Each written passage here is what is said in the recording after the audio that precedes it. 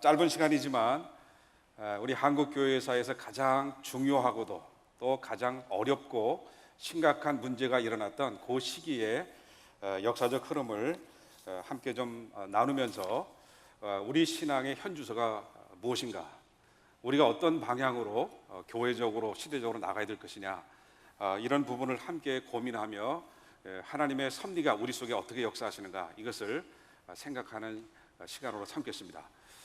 먼저 우리 한국 교회사의 중요한 시간 도표를 좀 그려놓고 그것에 따라서 어떤 일이 벌어졌는지를 함께 나누는 시간을 갖겠습니다.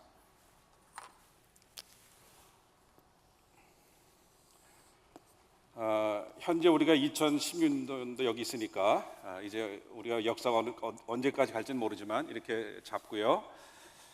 여러분, 우리 한국 기독교의 어떤 공식적인 시작된 연도가 몇 년이라고 그랬죠? 1884년. 여러분 기억하시죠? 예.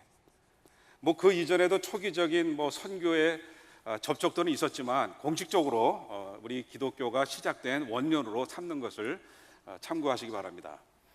그 다음에 1884년 이후부터 한국 교회 역사에, 한국 현대사에 가장 아주 큰 영향을 미쳤던 사건이 있다면 무엇일까요? 한번 생각해 보십시오.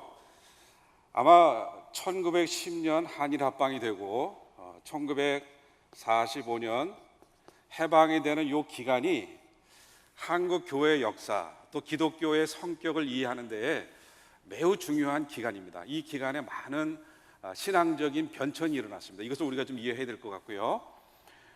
그 다음에 아시는 대로 1950년도부터 53년까지 무슨 일이 벌어졌죠?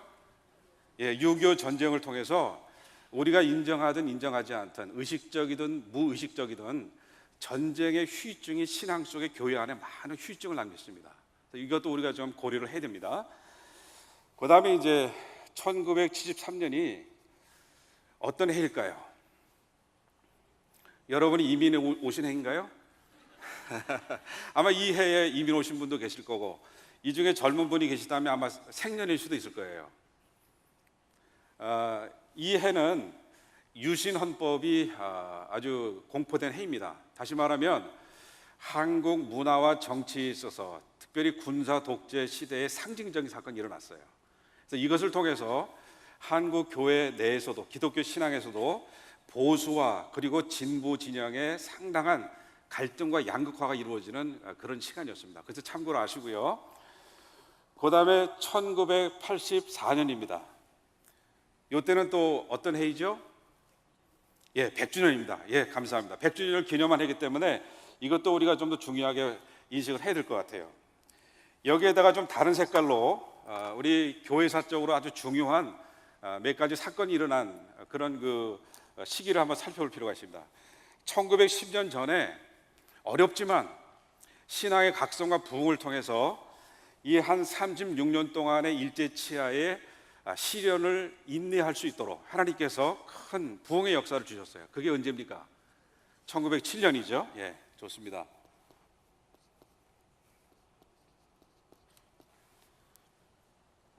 그 다음에 일제치하지만 기독교회가 없었다면 우리 독립의 의지, 평화를 사랑하고 주권을 세계 만방에 선포했던 그런 사건이 벌어졌습니다. 그때가 언제죠? 아시죠? 1919년. 교회를 중심으로 해서 독립운동이 평화적으로 우리 한반도와 또 일제 식민정부의 세계 각국에 선포되고, 또 중국 같은 큰 나라도 우리 약소국가라고 아주 경시했던 조선에서 꿈틀거리는 독립의지를 보면서 우리가 이래서는 안 되겠다, 그러면서 우리 중국인들에게도 독립의지를 일깨웠던 세계사적인 의미가 있는 사건이 1919년에 일어났습니다. 그 다음에 일제치하에서 우리가 간과해서는 안 될 또 다른 사건이 하나 벌어졌습니다. 그때가 언제라고 생각하세요? 해방 전에. 혹시 여러분, 제가 1938년을 쓰면 좀 의아해 하시는 분도 계실 거고, 좀 연세 드신 분은 저 내 생년인데 그러시는 분도 계실 텐데, 1938년이 어떤 해인가요? 한국교회사적으로는? 맞습니다. 신사참배를 끝까지 저항하던 장로교회마저도 1938년에 신사참배를 가결을 해버려요. 다시 말하면 1938년부터 45년까지는 그야말로 한국 교회사의 암흑시대다라고 말할 수가 있습니다.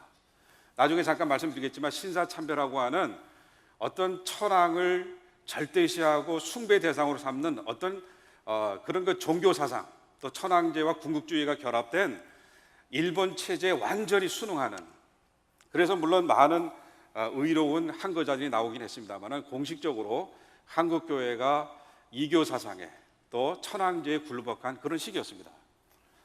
그리고 이제 예기치 않은 이제 해방이 찾아오고 많은 혼란이 있었죠. 그래서 남북이 분단이 되고 냉전 체제로 가면서 많은 갈등을 겪다가 결국은 이 기간에 하나님께서 주신 교회 개혁, 재건, 회개 운동을 제대로 하지 못한 연고로 하나님께서 결국은 분단 체제의 어떤 그 강력한 이런 그 뭐라 그럴까요? 그 갈등이 바로 6.25 동란으로 일어난 것이 아니겠는가?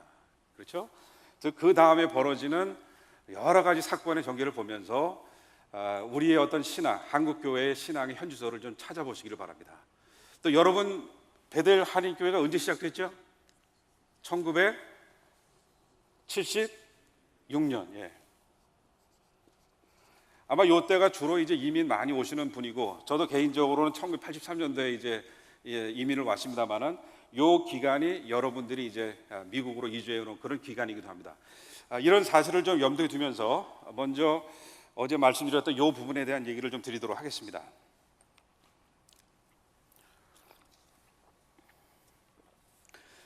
선교사들이 상당히 그 복음주의적인 그런 신앙을 갖고 있다 보니까, 또 경건운동의 영향을 받고 오다 보니까 신앙이 상당히 역동적이에요. 복음을 전하지 않고서는 견딜 수 없는 열심 있는 분들이 우리나라에 많이 왔습니다. 또한 요 기간은 강력한 그 선교운동, 무디를 비롯한 많은 우리 부흥운동가들이 이제 1900년대 또 2000년대가 가까우면 가까울수록 예수님의 재림이 임박했다. 그렇기 때문에 복음을 이방 민족에게 전하는 것이야말로 유일무이한 재림을 준비하는 길이다 해서 아주 선교의 열풍이 한국 교회까지 들어와 가지고 선교사들을 통해서 이런 복음의 씨앗이 뿌려지면서 한국의 여러 지역으로 복음이 확산되는 그런 상황이 이제 벌어지게 됩니다. 그런데 아시는 대로 한국은 쇄국 정책을 썼고 또 서양 종교인 기독교에 대해서 어느 정도 호감은 갖고 있었지만 직접 선교를 허용하지는 않았어요. 그래서 여러분 아시는 대로 의료 선교와 교육 선교, 그다음에 문서, 뭐 성경 번역 이런 것들은 허락했지만 직접 교회를 개척하고 또 복음을 선포하는 그러한 그 사역은 우리 조선 정부에서 허락하지 않았습니다. 그래서 간접 선교를 통해서 선교사들이 얼마나 복음을 전하기를 원했습니까? 그럼에도 불구하고 의료 선교, 교육 선교, 문서 선교, 성경 번역을 통해서 한국인이 복음을 받아들일 수 있는 마음의 쟁기로 이것을 옥토바트로 만들어 놓은 거예요. 그러면서 이제 여기는 써놓지 않았지만 이 1890년 중요한 선교 정책 두 가지가 결정이 됩니다. 하나는 네비우스 선교 방법,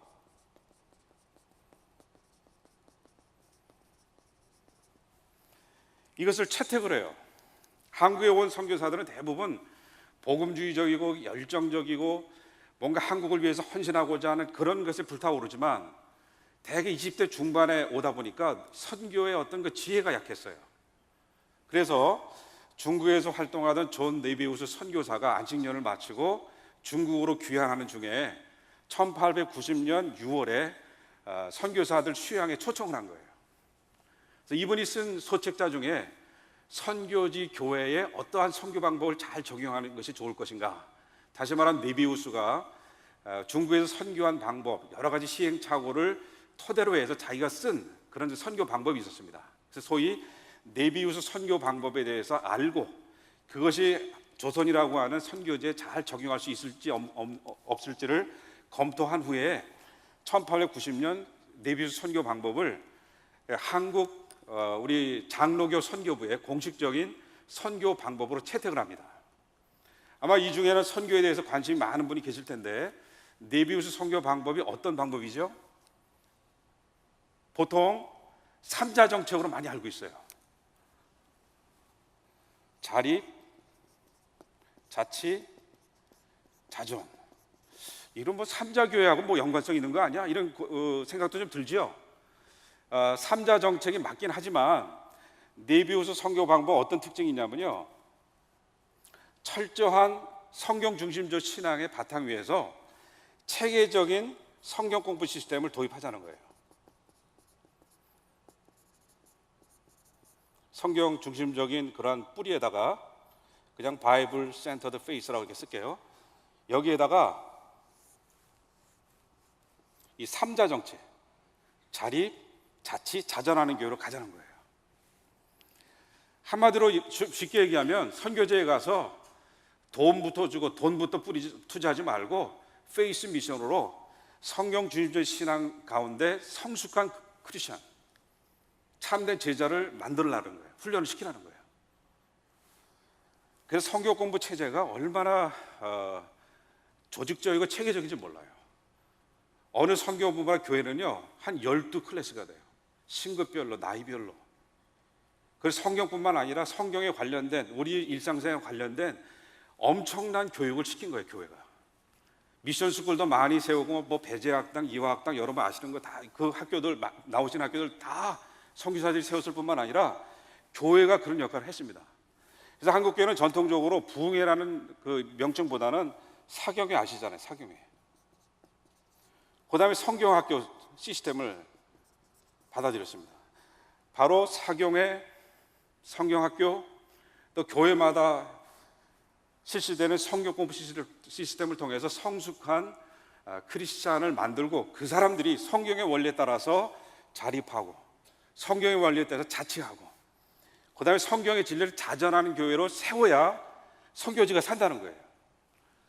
저는 그런 의미에서 1890년 네비우스 선교사가 중국에서는 이루지 못했지만 조선 선교사들, 젊은 선교사들에게 자기의 어떤 시행착오의 결과를 다 그냥 솔직하게 고백을 하고, 이것을 채택하면 될 것이다 라고 하는 희망을 던져주고, 이것을 받아들인 선교사들이 1890년부터 그런 운동을 한 거예요. 사경회 운동, 성경학교 운동. 그래서 말씀과 그 다음에 경건한 신앙이 함께 갈 수 있는 뿌리를 이제 내리게 된 거죠. 또 한 가지는요, 1890년 평양을 중요한 선교본부로 채택을 했어요.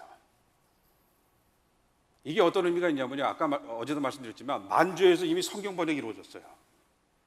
권서들이 전도하면서 교회가 신의주, 뭐 여러 지역, 뭐 소래 지역 막 생겨져요. 특별히 마포 3열 선교사님, 영어로는 사뮤엘 오스틴 머펫이라고 합니다. 한국 이름은 마포 3절이지만요, 이 선교사를 평양에 파송을 해서 이 평양을 선교 본부로 삼고, 한국에서는 서울에서 복음이 북진한 게 아니라 이미 시작된 북쪽 그 만주에서 남진하는 그런 상황에서 평양이 이 복음의 흐름을 받아들여 가지고 나중에 재령으로, 그다음에 서울에서 뭐 청주나 또 여러 지역으로 확산하는 그런 방향으로 간 겁니다. 그래서 제가 볼 때는 1890년 네비우스 선교 방법을 공식적인 선교 방법으로 채택을 하고, 그 다음에 평양을 선교본부로 확정을 하고 마포 3년 선교사를 파송한 것이 한국 기독교의 아주 중요한 터닝 포인트가 되었다, 이렇게 평가하고 싶어요. 바로 이런 상황 속에서 1907년 대부운동이 일어난 거예요. 물론 대부운동은 장로교 선교사나 교회를 통해서만 일어난 것은 결코 아니었습니다. 특별히 원산 지역에서 선교 활동을 하던 감리교 의료 선교사인 우리 R.A. 하디라고 하는 선교사,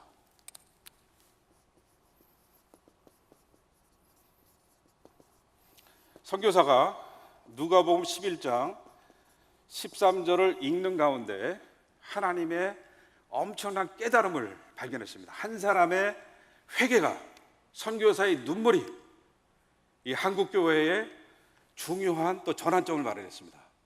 한번 여러분 그러면 누가복음 11장 13절 읽고 싶으시죠? 한번 찾아보십시오.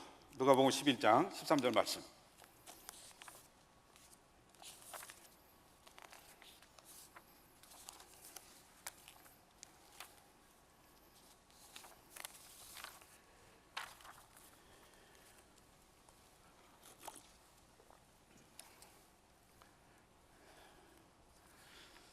한번 읽어보실까요?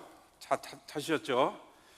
마치 우리 하디의 마음으로 돌아가서 하나님 이 땅에 우리 교회 내 심령 속에 이 말씀을 통해서 역사하셨는데, 하나님 저에게도 우리 교회도 이 시대에도 이 말씀을 통해서 부흥을 주옵소서, 참 각성을 주옵소서. 그런 마음으로 한번 읽어보십시다. 시작. 너희가 악할지라도 좋은 것을 자식에게 줄 알거든 하물며 너희 하늘 아버지께서 구하는 자에게 성령을 주시지 않겠느냐. 아멘. 아멘.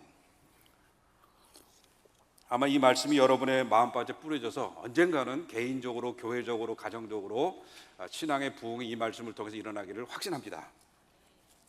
이 말씀을 읽는 순간에 하디 선교사의 마음에 깨달음이 있어요. 찔림이 있었어요. 내가 과연 성령의 도우심으로, 성령의 능력으로 사역하고 있는가? 이 1905년부터 1910년까지는요 교회 안으로 사람들이 막 물밀듯이 들어왔어요. 25배나 교회가 막 늘어나는 거예요. 이 통계에 보면 1896년 장로교, 감리교 교인 수가 한 4,300명에 이르렀습니다. 근데 1907년 되니까 10만 명이 넘어가는 거예요.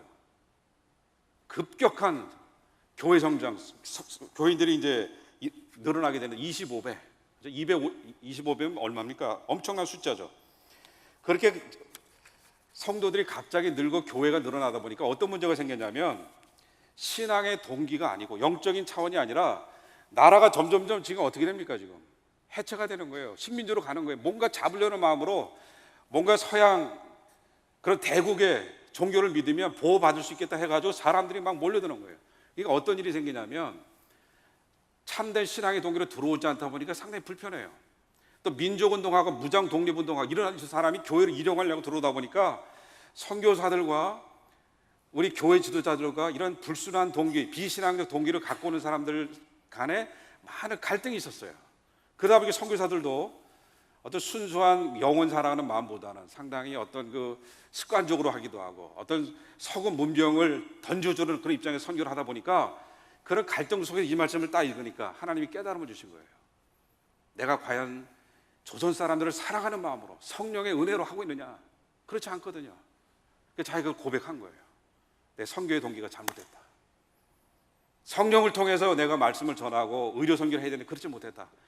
그냥 우리 감리교 선교사니까 상당히 체험적이고 감정적인 그런 그 성향이 강하다 보니까 그 감리교 선교사들이 막 울고 회개하고 이것이 이제 알려지는 거예요. 그러니까 다른 우리 한국 성도들도 회개하고, 그다음에 이것이 막 여러 지역으로 막 번지는 거예요. 그 당시에는 뭔가 지푸라기 하나라도 잡으려고 하는 그런 간절한 뭔가 기대고 싶은 그 무엇이 필요한데 바로 하나님에 대한 기도로 이제 막 참 탄식하는 기도가 막 번져가기 시작하는 겁니다. 그게 결국은 흘러서 1907년 평양 장대교회 사경회 하는 그 과정에서, 또 사경회를 준비하고 사경하는 과정에서 그 회개의 눈물의 그 여파가 거기에 딱 던져지니까, 이 평양 지역은 이제 말씀드린 대로 사경회를 통해서 단단하게 말씀으로 잘 준비가 된 데다가 거기다가 나라의 국군이 막 식민지로 전락해 가죠. 하나님의 도우심이 절대적으로 필요하죠. 막 이러다 보니까 그 회개의 말씀이, 하디 선교사의 어떤 그 간증이 그 사람들의 마음을 움직여서 이 장대현 교회가 그냥 한국의 오순절이라고 불릴 만큼 많은 회개의 역사, 신앙 갱신의 역사, 개인만 변하는 게 아니라 교회, 공동체, 학교, 사회로 이런 그 윤리적인 그런 순수함, 도덕적인 깨끗함이 막 번져가는 거예요. 우리 지금은 돌아가셨습니다만 우리 방지일 목사님이 실제적으로 경험한 그런 내용인데, 그 당시 이제 그 순사들 혹은 경찰들이 범인을 체포하기 위해서 어떤 생각을 했냐면, 교회에 들어가는 거예요. 들어가 가만히 앉았으면 자기가 잘못한 것을 다 그냥 이실직고 하는 거예요. 하나님 앞에 기도하니까 그 엿듣고 딱 수첩에 적었다 그 사람 딱 불러서 이제 조사해가지고 감방에 집어넣는 거예요. 그렇게 해서 이제 하나씩 둘씩 이제 범인을 색출을 했는데, 그 중에 기도하고 회개하는 모습 속에 자기도 나도 죄인이네, 하나님의 임재를 경험한 거예요.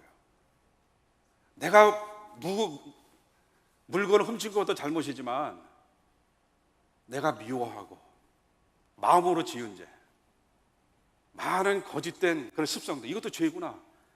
경찰도 순사도 형사도 막 회개하면서 그 회개 여파가 사회적으로 일어나면서 한국 교회의 이 대붕운동은 상당히 어떤 은사적인 면에서 개인적 차원이 아니라 상당히 공동체적 신앙의 정체성을 확립하고 도덕적으로 윤리적으로 아주 고상한 기준까지 올라가고 사회적으로 영향력을 회복하는, 이게 된 거예요. 그렇게 돼서 이제 결국은 1910년부터 1945년 36년의 일제치하를 견뎌낼 수 있는 정신적인 영적 힘을 하나님 제공하신 거예요. 그래서 1919년까지는 말이죠, 제가 볼 때는 한국 교회의 초대교회라고 말할 수 있습니다. 숫자는 1%도 안 되는데 한국 사회 전체를, 문화를 이끌어가는 그런 차원에서나 영향력에 있어서 아주 상당히 아주 강력한 그러한 그 리더십을 가졌던 그런 시대입니다.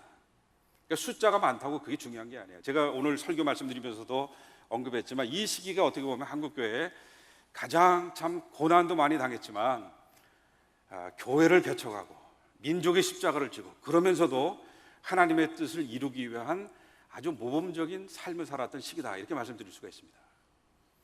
그런데 일제치하를 들어가면서 한국교회 안에 좀 다양한 신앙적 변질들이 좀 일어나요. 그것을 제가 조금 더 말씀을 좀 드리겠습니다. 처음에는 아무래도 나라가 이제 일제치하로 가다 보니까 제가 그냥 제 용어로 한번 표현해 보겠습니다. 첫째로는 외향화, 신앙과 민족운동, 독립운동이 함께 갔다는 거예요. 특별히 길선주 목사님 같은 분은 1905년부터 1919년까지 새벽기도회만 우리가 만드신 분으로 아는데, 물론 새벽기도는 예수님도 하셨어요. 한국교 전유물이 아니고요. 물론 새벽기도도 하셨습니다. 그러나 구국기도회를 하셨다는 걸 아셔야 됩니다. 구국기도회, 나라를 위해서, 나라의 독립을 유지하기 위해서.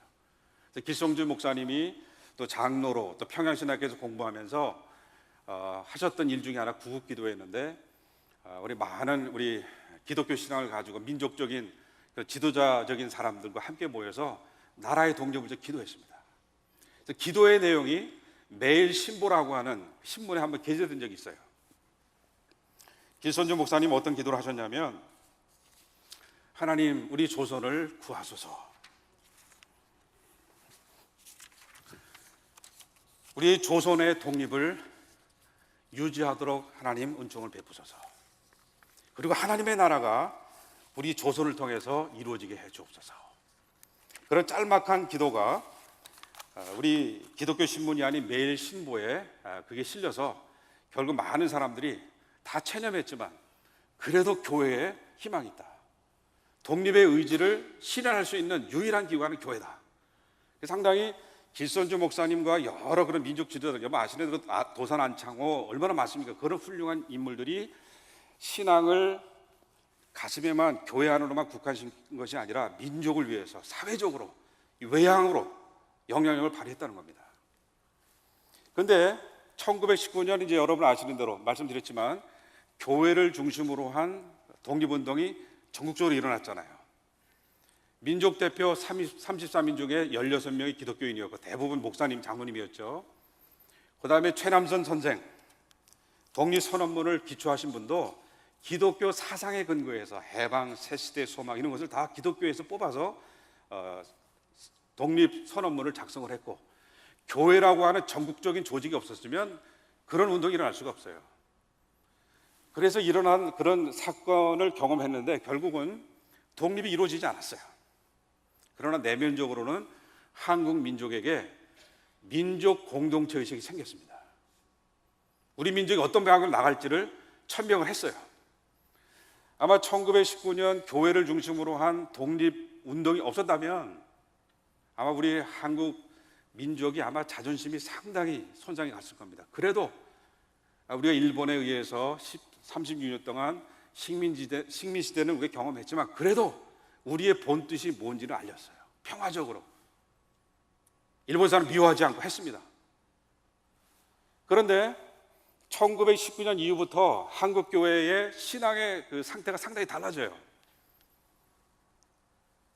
기선조 목사님을 중심으로 말씀드리면 이제 옥고를 한 2년 동안 치릅니다. 그러면서 이제 어느 말씀을 통해서 가장 큰 위로를 얻으시냐면 어느 책 읽으면서 많은 위로를 얻으셨을 것 같아요. 요한복음이요? 사도행전이요? 어디요? 아마 연세 드신 분 아실 거예요. 요한계시록.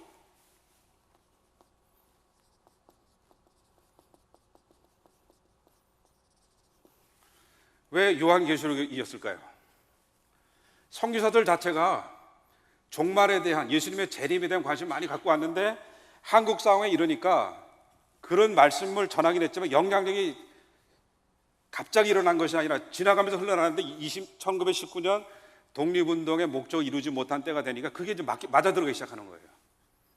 계시록에 나오는 그런 많은 현상들이 지금 일어나고 보는 거예요. 1차 세계대전, 2차 세계대전, 뭐 대동아 전쟁, 만주사변 뭐 벌어지니까 또 탄압을 받다 보니까 요한계시록 외에는 희망을 건질 수 있는 그런 그 책이 없는 거예요.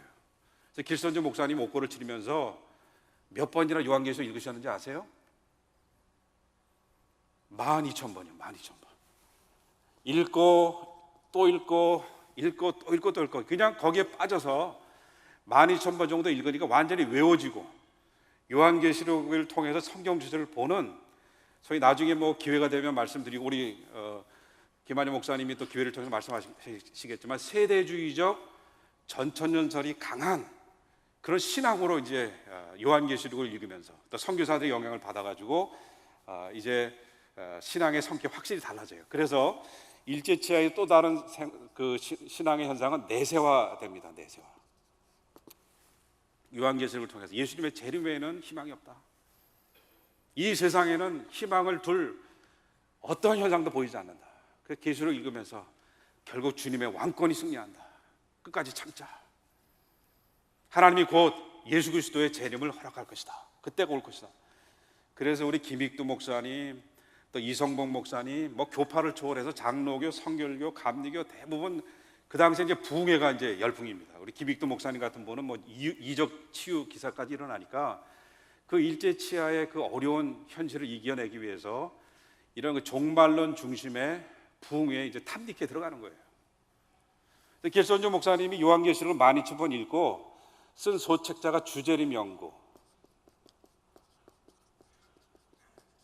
일제 말세학이죠. 말세에 대한 그 책을 곳곳마다 사경회나 부흥회 인도할 때마다 얘기하고, 또 김익두 목사님입니다. 여러 다양한 목사님들이 그런 신앙을 널리 전하면서 내세지향적인 타계지향적인 신앙으로 일제 치하의 그 어려운 시기를 이제 감내해낸 겁니다. 그러다가 이제 1930년대가 되면 신앙이 내향화되는, 다시 말하면 너무너무 힘드니까 신비주의하고 종말신앙하고 접목이 돼가지고 뭔가 주님과 하나됨을 황홀경 속에 느끼고 체험하면서 그 어려움을 잊어버리려고 하는 그런 신앙이 막 생긴 거예요. 대표적인 분은 이제 이용도 목사님, 우리 감리교의 이용도 목사님. 그래서 이제 그 하나님, 그 그리스도와 자기와 하나됨을, 고난받는 그리스도와 자기를 합일화시키는 거예요. 그래서 내가 그리스도고 그리스도가 나고, 물론 이제 우리가 그리스도와 연합을 강조하지만 그래도 하나님은 하나님이시고 피조물은 피조물이라고 하는 그 일종의 구분, 디스팅션을 하면서 연합을 우리가 지향해야지 합일로 가면 안 되잖아요. 너무 힘드니까 우리 이용도 목사님이 그런 신앙으로 흘러간 거예요. 이제 30년대는 여러분 아시는 대로 일본의 군국주의적 탄압이 더 세집니다. 만주사변을 일으키고 이제 대동아 전쟁을 일으키고 하면서 창씨개명하지요. 황국신민화 이루기 위해서 이제 신사참배 강요를 하기 시작하죠. 숨 쉴 틈도 없는 거예요. 숨 쉬는 것 자체가 괴로운 거예요. 그러니까 결국은 이 땅의 모든 것을 아주 악하게 보고 영원히 하나님과 합의를 하는 그 신앙으로, 신비적인 합의를 추구하는 신앙으로 내향화가 이루어집니다. 또 신앙이 어떻게 균형을 이루다 보면, 균형을 잃다 보면 또 다양한 변질된 신앙이 막 일어나는 거예요. 1930년대, 40년대 이때는 한국 교회사의 세계적인 이단 종교의 원조가 될 수 있는 그런 사이비 종파 이단 종교 이때 많이 생겨납니다. 그래서 무슨 시온 제국운동, 또 기도원마다 산마다 신비주의적 여러 다양한 그런 운동들이 일어나면서 한국교회가 영적으로 상당히 어려웠던, 신앙이 혼탁했던 이런 시기를 겪게 되고, 이러다 보니까 너무 한쪽으로 치우치잖아요. 영적으로 내세로 치우치다 보니까 사회 복음 운동이 일어나는 거예요. 또 1920년대 30년대는 뭐 아시는 대로 러시아와 중국이 공산주의 사회주의 영향을 받다 보니까 이 공산주의 영향이 교회 안에 들어와서 기독교 사회주의 운동을 하는 거예요. 사회운동, 이 땅에 유토피아를 건설해야 된다, 이런 또 많은 운동이 일어납니다. 결국은 여러 다양한 이런 신앙의 변질들이 일어나게 되고, 결국은 이제 신사참배 강요에 의해서 일본이 완전히 한국을 일본화하고 한국신민화하는 그런 정책에 한국교회가 이제 무릎을 꿇게 되죠. 그러나 하나님께서는 의로운, 결코 적지 않은 많은 하나님의 사람들을 준비하셨습니다. 그래서 지역별로 신사참배 반대운동을 하게 되는데, 평양에서는 주기철 목사님을 중심으로 해서, 또 경남 지역에서는 한상동 주남선 목사님을 중심으로 일어납니다. 그 다음에 우리 순천에서는 손장원 목사님 중심에 막 일어납니다. 또 중요하게는 또 만주에 있는 하얼빈에서는 우리 브루스 헌트 선교사는 유일하게 한부선 선교사님을 통해서 반대 운동이 일어납니다. 제가 주로 이제 미국 교회사를 공부를 많이 나름대로 했는데요, 제가 생전에 그 신사참배 반대 운동을 했던 이인재 목사님, 또 한부선 선교사, 이 두 분을 필라델피아에서 만난 것이 이 한국교회 신앙의 뿌리를 좀 찾겠다. 이 두 분을 만나니까, 노년에 그 두 분을 만나니까 그냥 만나자마자 고개가 절로 숙여져요. 그 신앙의 위대함이 보이더라고요. 아주 평범한 할아버지들인데 뭔가 다르시더라고요. 그래서 제가 이런 분들의 역사를 좀 남겨야 되겠다. 그래서 우리 한부선 선교사님이 돌아가시기 직전에 남긴 자료를 가지고 한번 논문을 쓴 것이, 미국 교회와 한국 교회를 선교사 연구를 통해서 논문을 쓰게 되고 또 평전을 쓰게 된 것이, 저 개인적으로는 교회사를 좀 선교사관 입장에서 또 우리 한국 교회의 뿌리를 찾는 그런 차원에서 쓰게 된 경위도 됐습니다. 근데 이분들은 주로 어떤 신앙을 가지고 거의 모든 교단이 다 무릎을 꿇고 신사참배에 다 굴복을 했는데, 어떤 신앙을 갖고 이제 이겨냈냐면요, 우리 복음주의 신학 또 우리 개혁주의 신학의 중요한 신앙의 그 특징인 성경에 궁극적 권위를 두는 신앙을 가졌어요. 성경이 모든 기준, 궁극적인 권위를 갖는다 해서 성경의 가르침을 보니까 신사참배는 우상숭배다, 그러니까 못하겠다, 해서는 안 된다. 두 번째로는 이 계시록을 통해서 이런 종말신앙으로 무장이 되다 보니까 그리스도의 왕권이 승리한다, 주님의 재림이 임박하다, 그러므로 끝까지 참으면 천황도 하나님께서 심판하신다, 그런 종말신앙으로 이겨낸 거예요. 또 한부선 선교사님 같은 분은 성경에서 왜 신사참배를 해서는 안 되는지 언약으로 만들어서 그 언약에다가 서명을 하는 거예요.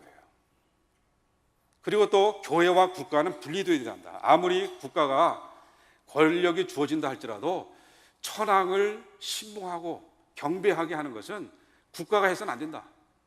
교회와 국가는 분리가 되어야 된다.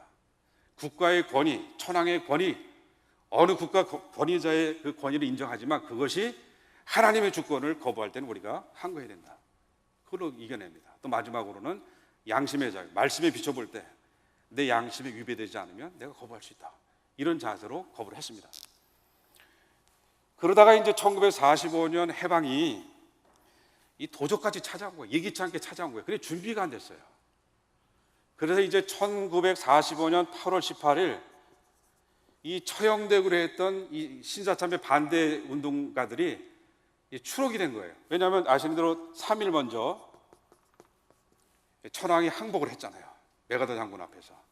3일만 후에 해방이 늦춰졌다면 많은 추록성들이 아마 죽었을 겁니다. 처형됐을 겁니다. 이 광복이 3일 일찍 땡겨짐으로 인해서 그분들이 이제 추록성도가 된 거예요.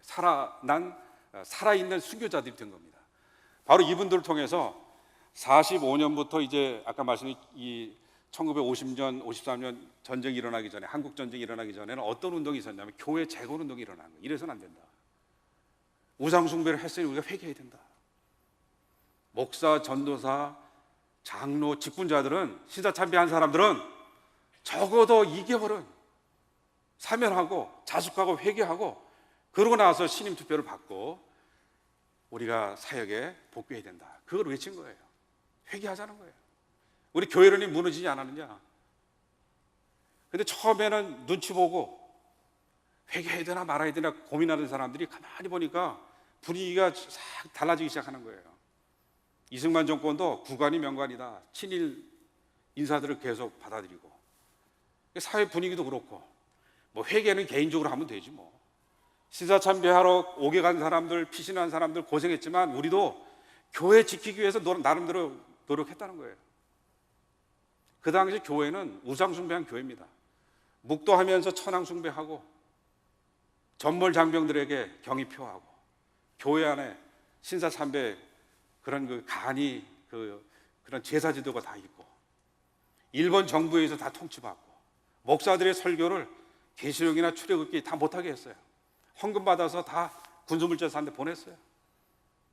그런 예배를 드린 목사들이 신도의 이름으로 다시 세례받은 목사들이 개인적으로 회개하고 지나가겠다. 이 재건운동이 이루어지지 않은 거예요. 교회가 갱신되지 않았어요.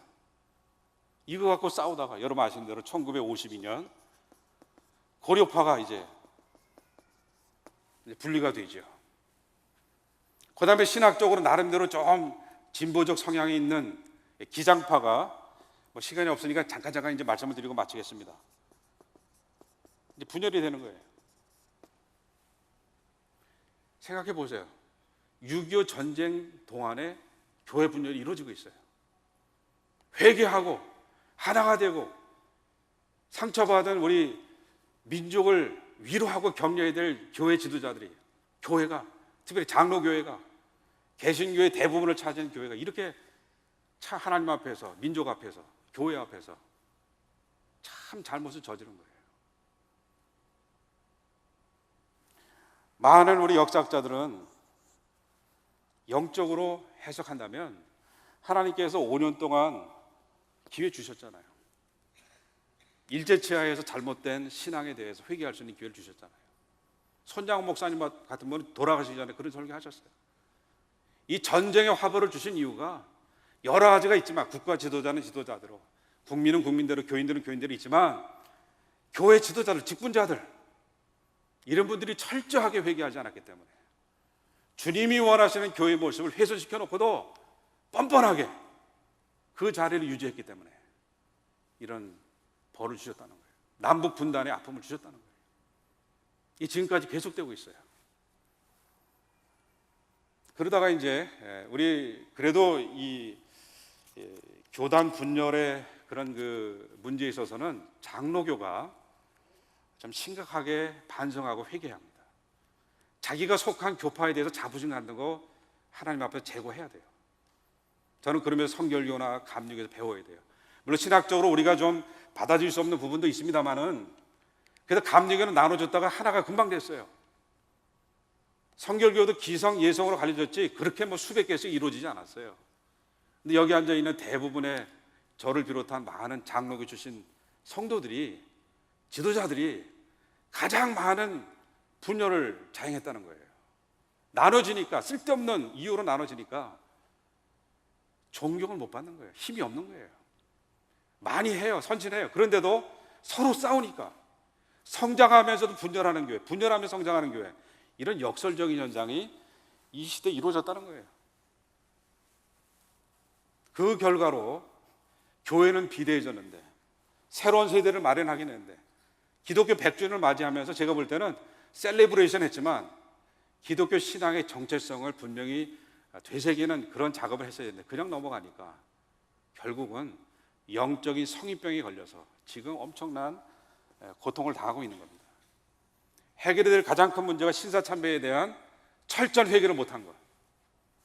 전쟁 중에서 민족을 위로하고 격려해야 할 그런 교회가 나눠졌다는 것.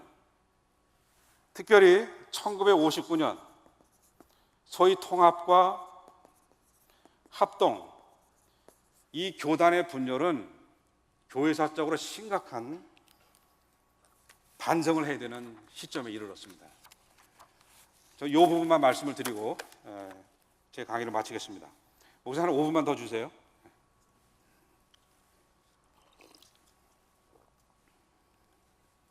왜냐하면요, 1959년 합동과 통합과 합동의 분열 이후에 교회 분열을 아무렇지도 않게 생각하는 잘못된 교회론이 들어와 있어요.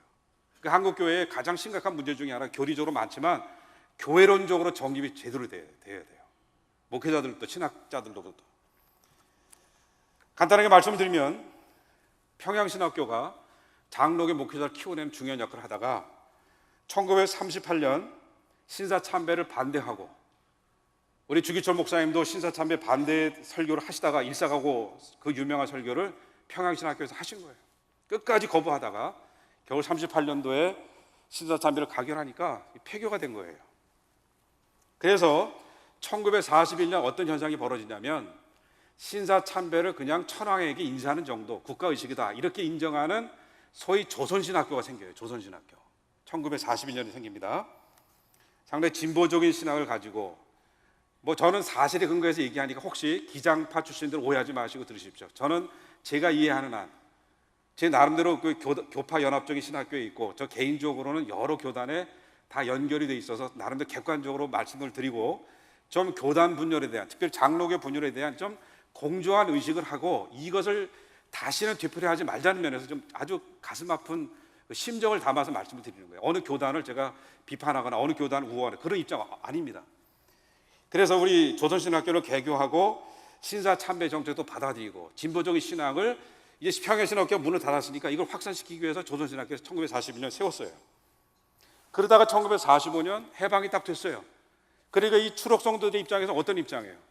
신학이 잘못되면 신앙도 망가진다는 거예요. 그래서 신학교를 세워야 되겠다. 총회는 이 1945년 되자마자 그냥 조선신학교를 총회 직역을 인정해버려요. 이 지도자들의 잘못된 정책 때문에 의로운 추록성도 이래서는 안 되겠다. 그래서 이제 고려신학교를 시작하는 거예요. 처음에는 신학교 시작하려고 한 게 아니라 박윤선 목사님 모셔다가 신학 강좌를 한 거예요. 그러다 보니까 분위기가 교회 재건운동 무시해요. 회개 안 해요. 일제치하에 순응했던 사람들이 교회 지도자가 다 되는 거예요. 거기 신학교 가야 돼요. 이게 안 되죠. 그래서 고려신학교를 1941년 이제 신학 강좌를 통해서 세우는 거예요. 그러다 보니까 이제 조선신학교 다니는 사람들, 해방이 됐는데 이 신학적인 문제 때문에 일제치하에서 그냥 갔는데 유일한 신학교니까 안 되겠습니다. 신학이 잘못됐습니다. 그래서 이제 고려신학교 교장으로 있는 박형룡 박사를 찾아가서 우리 신학교를 좀 하십시다. 서울에서 하십시다. 고려신학교는 지방 아닙니까? 그래서 이제 그 고려신학교 부산에 있는 신학교에서 큰 역할을 박형룡 박사님이 서울로 올라오세요. 1948년 그러면 장로의 신학교를 우리가 세워서 이 조선신학교를 이제는 흡수하는 그런 신학교를 세웁시다. 그래서 이 조선신학교를 더 이상 총회진교를 하지 말고 1948년 이제 다시 한번 장로의 신학교를 우리가 세워서 하십시다. 그러니까 조선신학교 사람들이 가만히 있겠어요? 그냥 받아들이겠어요? 가만 안 있죠. 우리가 어떻게 어렵게 따낸 신학교 운영권이고 어떤 주도권인데 포기할 수 없죠. 계속 싸우는 거예요. 계속 싸우니까 1951년에 어떤 결정을 또 하냐면, 그러면 조선신학교도 폐쇄하고 장로의 신학교도 폐쇄하고 그리고 총회 직영신학교를 세우자. 그렇게 결정을 한 거예요. 1951년. 그러다가 이제 전쟁이 계속 벌어지니까 이루어지지 않아요. 한국 전쟁 속에서 그런 결정을 하고 결국은 싸우다가, 아까 말씀드린 이런 분열이 일어나다가 결국은 전쟁 이후에 계속 갈등을 안고 가다가 결국은 1959년에 이 총회의 대세를 차지하던, 이런 고려파는 흘러나가고 기장파는 흘러나가고, 이 고려파는 고려신학교 중심으로, 기장파는 조선신학교 계속 폐쇄하는데 안 하고 계속 끌고 나가는 거고, 이 남아있던 총회파는 장로의 신학교를 가다가 계속 신학교육을 하다가 1959년 WCC 세계교회 협의회에 가입하느냐 마느냐 이거 갖고 싸우다가 결국은 이 WCC를 지지하는 소위 통합파는 이제 연동교회에서 모여가지고 새로운 총회를 구성을 하고, 너무 막 이것 때문에 자세한 얘기 하다 보면 끝이 없으니까요. 이것 때문에 여러 가지 그런 회의가 아주 결렬되고 무산되는 그런 상황이 많이 벌어지게 되는데, 결국은 1959년 이 9월 대전중앙학교에서 열린 이 총회에서 통합 측과 합동 측이 WCC에 가입하느냐 아니면 가입하지 않느냐 이런 문제 때문에 갑론을박하다가 나중에 통합 측된 에큐메니칼 측이 그 사람들의 의견이 또 받아들여지면 또 이벤젤리칼 이 합동 측 나중에 합동 측 된 사람들이 또 그것을 또 회의의 결정을 불복하고 또 이 이벤젤리칼 이 측이 또 우세하고 WCC를 반대하는 쪽에 뭔가 주도하는 것 같으면 에큐메니칼 지지하는, 다시 말하면 WCC를 지지하는 쪽이 그거를 또 무시해버리고, 그러니까 회의마다 경기노회, 뭐 임시노회, 정기노회, 뭐 총회 이때마다 이 양파가 WCC 지지하느냐 마느냐 이거 계속 싸우다가 1959년 9월 총회에서 너무 싸우니까 더 이상 싸우지 말고 우리가 정회하고 11월 달에 다시 모여서 WCC 문제를 가지고 우리가 하나 되는 그런 게 결정하십시다. 정회를 선포한 거예요. 그런데 이 WCC를 지지하는 그 에큐메니칼 측에서 가만히 보니까 이 사람들이 같이 못 갈 것 같아요. 보수주의자들하고. 그 당시에 이제 미국 연합교회 출신 선교사들이 신학적으로는 WCC 지지하고 통합적 인사들하고 이제 어느 정도 연계가 된 것 같아요. 정회를 했으면 11월까지 기다리고 내부적으로 조율하고 누가 잘못됐든 어쨌든 합의를 도출해서 이 장로교 교회가 분열이 되지 말았어야 될 거 아니에요. 근데 이 통합 측 인사들, 에큐메니칼 인사들이 먼저 정회하자마자 안 되겠다, 갈라서자. 이 보수 꼴통들하고는 함께 못 가겠다. 그러고선 선교사들이 대전한 기차를 타고 그 다음 날로 9월 29일 올라와서 연동교에 모여서 이제 앞으로 통합할 것을 염원하는 마음으로 먼저 교단을 치고 나간 거예요. 그런 면에서 통합 측이 이런 WCC 문제를 놓고 많은 갈등이 있고 서로에게 어떤 잘못이 다 있지만 먼저 교단을 만든 것은 잘못이에요. 그러나 이제 나중 11월 달에 승동교에 모여서 소위 이벤젤리칼, 이 칼싸움입니다. 에큐메니칼, 이벤젤리칼. 이 두 칼이 싸우다가 에큐메니칼이 화합을 해야 먼저 치고 나간 거예요. 그러니까 이벤젤리칼이 이제 11월 달에 승동교에 모여서 우리 에큐메니칼은 이제 연동교회에서 통합적으로 나가고 11월 달에 이벤젤리칼은 승동교에 모여서 합동적으로 만든 거예요. 또 다시 합동하자는 의미로. 그런 이후에 또 합동 측은요, 합동 측 계열에서 엄청난 분열이 또 일어나. 또 주류, 비주류, 합신, 그래 합동 측 계열, 보수적이라고 하면서도 수백 개 교단의 분열이 일어난 거예요. 저는 그런 면에서 먼저 치고 나간 WCC라는 친구 사귀려다가 왜 이혼을 해요? 먼저 치고 나간 우리 통합 측 인사들, 통합 측 소속 역사가들 그거 분명히 지적하고 회개해야 돼요. 그 대표적인 모 교수님 책에 보면요, 먼저 치고 나가서 이때 교단 분열을 안 써요.